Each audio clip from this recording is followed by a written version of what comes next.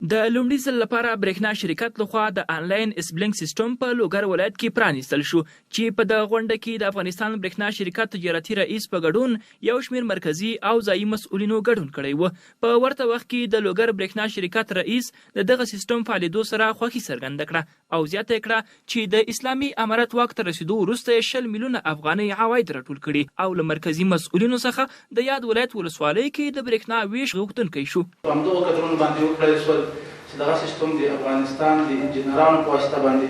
جوړ کړو. لوګر د ولسونو په استازیتوب تاسو دغه تقاضا کوم چې کومې ولسوالۍ چې زموږ برق نه لري دغه ته تاسو یو نظر وکړئ، یو څه فکر پرې واچوئ چې هغه زموږ تاسو ورونه دي. له بل پلوه مرکزي مسؤلین وایي یاد سیستم فعالېدل په کارونو کې چټکتیا او شفافیت رامنځته کولو لپاره مهم ده او زیاته کړه چې هیوادوال مو کولی شي د اس بلینک له لارې د برېښنا بیلونه افغانستان بانک ته تحویل کړي او وروسته له فتحې 15 میلیارده افغانۍ عواید راټول کړي دي. له فتحې نه راوروسته مو تقریبا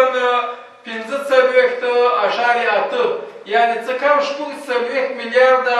عواید د برېښنا راټول کړي دي. ټولو درنو هیوادوالو ته ډاډ ورکوم چې له دې وروسته کولی شي د افغانستان اسلامي بانک په ټولو څانګو کې د اس برېښنا شرکت خدمتونه